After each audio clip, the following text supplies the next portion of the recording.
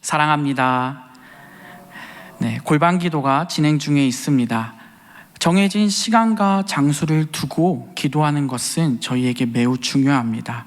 이것은 큰 훈련이며 또 하나님과 교제하는 기쁨의 시간인 줄을 우리가 압니다. 저도 골방 기도에 참여하고 있는데요. 기도 시간이 부족했던 저에게 얼마나 뿌듯한 시간인지 모릅니다. 사역자로서 부끄럽지만 저는 기도 시간을 길게 이끌어 나가지를 못할 때가 많습니다. 길게 기도하다 보면 기도 제목을 계속적으로 생각해내지 못하고 또 말을 반복할 때가 많더라고요. 그래서 저만의 방법을 찾았는데 항상 연말에는 100개 정도의 기도문을 작성합니다. 그리고 또 평상시 기도할 때 부서의 기도문과 부서의 아이들, 선생님 이름을 적어서 메모장에 기록해 놓고 기도할 때가 많습니다. 또 각 예배 시간에 기도문도 확인합니다. 그리고 교회가 같이 기도할 때 그 기도문들, 예를 들면 설교 때 주시는 기도문들을 같이 적어서 기도합니다. 저희 부서에서도 또 이 같은 기도문들을 선생님께서 직접 앞장서서 나누고 기도할 때가 많습니다. 저에게 이런 기도 과정들이 얼마나 소중한지 또 중요한지 모릅니다. 오늘 우리는 바울의 중보 기도를 살펴보면서 이 중보 기도의 필요성을 깨닫고 또 바울이 다른 사람들을 위해 어떻게 기도하는지 살펴보시며 기도의 놀라운 능력과 힘을 얻는 귀한 시간 되었으면 좋겠습니다. 먼저 사도 바울이 왜 이렇게까지 기도를 중요하게 생각할지 오늘 말씀 보기 전에 살펴봤으면 좋겠습니다. 바울은 그 누구보다도 기도의 힘을 잘 알고 있는 자였습니다. 그래서 바울은 모든 편지를 쓰기 전에 자신을 위한 기도 요청을 하는 기도를 교회들에게 요청합니다. 로마서 15장 30절 말씀 보겠습니다. 너희 기도에 나와 힘을 같이 하여 나를 위하여 하나님께 빌어. 사도 바울은 교역자들을 위해 기도해달라고 요청합니다. 에베소서 6장 19절에는 또 나를 위하여 구할 것은 내게 말씀을 주사 나로 입을 열어 복음의 비밀을 담대히 알게 하옵소서 할 것이니 라고 말합니다. 하나님이 말씀을 주시니 나 사도 바울이 그 말씀을 담대하게 전할 수 있게 달라고 성도들에게 나 자신을 위해 바울을 위해 기도 부탁을 하고 있습니다. 바울은 기도의 힘을 누구보다도 잘 알고 있는 자였습니다.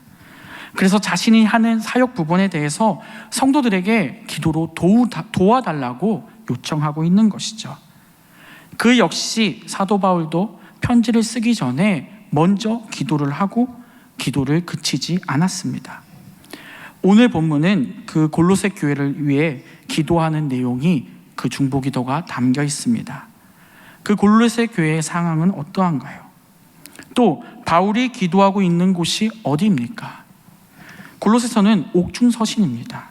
그 감옥에서 힘들고 어려운 상황에서도 오늘 바울은 기도하고 성도들에게 기도하라고 외치고 있습니다. 더 놀라운 것은 바울은 갇혀있는 자입니다. 성도들은 자유로운 자들입니다. 자신은 갇혀있을지라도 그 자유로운 사람들을 위해 기도하고 있습니다. 물론 골로새 교회 성도들은 많은 괴로움을 당하고 있었습니다. 그것을 알기 때문에 이 갇혀 있음에도 바울은 간절하게 기도하고 있는 것이죠. 또 기도의 내용이 무엇입니까? 그들이 그 골로새 교회에서 그 짧은 기간 동안 그 성장한 칭찬받는 그 교회가 영적으로 성장하길 바라며 기도하고 있습니다. 기도의 목표가 성도들의 영적 성장을 위해 기도하고 있는 것이죠. 이것은 본인을 위한 기도가 아닙니다. 타인을 위한 기도입니다. 심지어 바울은 그 성도들을 보지도 못했습니다. 그럼에도 불구하고 열심히 싸우고 있는 골로새 교회를 위해 기도하고 있는 것입니다. 우리는 오늘 이러한 바울의 기도를 본받기 원합니다. 바울은 하나님을 알게 되고 이러한 기도를 할 수 있게 된 것입니다. 그렇다면 바울이 오늘 본문을 통해 어떻게 기도하는지 우리가 살펴보기 원합니다. 먼저 9절에 보니까 바울은 골로새 교회의 관심에 대한 표현을 드러내며 기도하고 있습니다. 듣던 날부터 너희를 위해 기도한다고 말하고 있습니다. 바울은 에바브로를 통해 골로새 교회의 소식을 들었습니다. 그 골로새 교회가 어려움에 처한 것을 듣고 그는 그날부터 쉬지 않고 기도했다는 것이죠. 바울은 로마에도 빌립보서에서도 먼저 교회에게 가르치고 조언하기 전에 앞서서 기도했습니다. 그리고 그 편지에 기도한다고 이야기하고 있습니다. 바울은 가르침과 조언에 앞서서 먼저 기도합니다. 이유는 매우 간단합니다. 이 모든 조언과 가르침이 하나님의 계획이고 하나님의 뜻대로 흘러간다는 것을 확신하고 있었기 때문입니다. 그리하여 바울은 자신감 있게 하나님의 그 뜻을 그 성도들에게 알릴 수 있었던 것이죠. 하나님께 먼저 구하고 기도한 후에 가르치고 조언할 수 있었다는 것입니다. 바울이 이 편지를 쓰기 전부터 기도가 먼저 진행되었기에 가르침과 조언에 확신이 있었습니다. 그 확신을 밝힌 후 이제 기도를 시작합니다. 9절 하반부부터 하나님의 뜻을 아는 것으로 채워지도록 기도해야 한다고 말하고 있습니다. 어떻게 하나님의 뜻을 아는 것으로 채울 수 있을까요? 그것은 앞부분에 신령한 지혜와 총명으로 가능하다고 말합니다. 이것을 주시는 분이 하나님이시고 이것을 통해 하나님의 뜻을 우리가 알 수 있게 되는 것입니다. 우리는 살아가는 순간순간마다 우리는 하나님이 원하시는 것이 무엇인지를 항상 궁금해합니다. 그럴 때마다 우리는 지혜와 총명을 통해 하나님의 뜻을 아는 지식이 생기도록 기도해야 한다는 것이죠. 이 땅을 살아가는 우리에게 얼마나 감사한 말씀입니까? 이것이야말로 하나님께서 우리에게 주신 은혜 아닙니까? 말씀을 통해, 기도를 통해 우리 안에서 하나님의 뜻을 분별할 수 있게 된다는 것입니다. 그렇다면 이 골로새 교회에게 왜 바울은 이 말씀을 전하고 있을까요? 당시 골로새 교회는 이단이 들끓고 있었습니다. 골로새 교회 성도들이 넘어뜨리고 시험에 들고 있었죠. 신령한 지혜와 총명이 있지 않으면 이단의 공격에 넘어지는 것입니다. 반대로 이 신령한 지혜와 총명을 가지고 있다면 이단의 공격에서도 쓰러지지 않고 바르게 설 수 있다는 것이죠. 그렇기 때문에 바울은 골로새 교회 성도들에게 확신 있게 외칠 수 있었습니다. 그들이 아무리 똑똑한 세상 지혜를 가지고 있더라도, 아무리 뜨거운 마음을 가지고 있더라도 하나님 안에서 신령한 지혜와 총명을 받아 하나님의 뜻을 제대로 분별하지 않는다면 넘어질 수 있다는 것을 알고 있었기 때문입니다. 우리 또한 마찬가지입니다. 우리는 죄의 유혹에 쉽게 넘어지는 자들입니다. 사람은 한계가 많습니다. 그렇게 더욱더 우리 모든 성도가 하나님의 뜻을 분별할 수 있도록 기도를 해 나가야 한다는 것입니다. 그리고 그 말씀에 순종하며 그 말씀대로 열매 맺으며 살아가려고 노력해야 한다는 것입니다. 그것이 무엇입니까? 내 삶의 기준이 주님께 맞추어지고 주님 주시는 그 소망대로 사는 것이 바로 하나님의 뜻입니다. 그러한 뜻대로 살 때 우리는 하나님의 뜻대로 살 수 있음을 깨닫기 원합니다. 그 말씀 이후에 사도 바울은 또 기도합니다. 주께 합당하게 행하여 범사에 기쁘게 하도록 기도했습니다. 주께 합당한 기준은 우리에게 무엇인가요? 우리는 성도로서의 삶의 기준을 어떻게 잡아가며 살고 있습니까? 혹시 그것을 세상의 기준과 비슷하게 놓고 살아가고 있지는 않나요?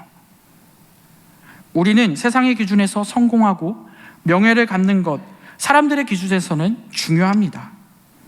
그가 그 명예와 이름을 알리기 위해서 많은 시간과 노력을 사용해야 되기 때문이죠. 하지만 그 노력과 그 열심이 하나님이 중요하게 생각하지 않으신다면 우리는 어떻게 살아가야 할까요? 난 최선을 다했어요. 근데 하나님께서 그것을 원치 않아 하신다고요. 주님께서 보시는 것은 주님이 보시기에 합당하신 일을 우리가 감당할 때임을 기억해야 합니다. 그리고 그 일을 감당할 때 그 하나님의 열매 맺는 모습을 주님이 보시고 기뻐하신다는 사실을 우리는 깨달아야 합니다. 그럴 때 우리는 하나님 안에서 자라날 수 있습니다. 저는 이 말씀을 보면서 너무 무서웠습니다. 하나님 말씀대로 산다고 하면서 결국에는 제 일을 합리화시키고 열심히 할 때가 있기 때문입니다. 그 모습은 내가 드러나고 내 이익을 추구하고 있는 모습입니다. 사역자라서 그 드러나는 것이 덜 보일 수도 있을 것 같습니다.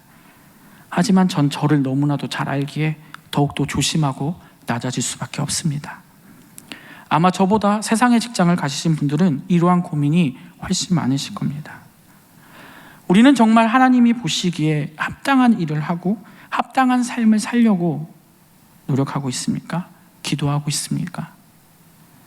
아무리 작심하고 결정해도 하나님이 돕지 않으면 우리는 아무것도 할 수 없음을 다시 한번 깨닫게 됩니다.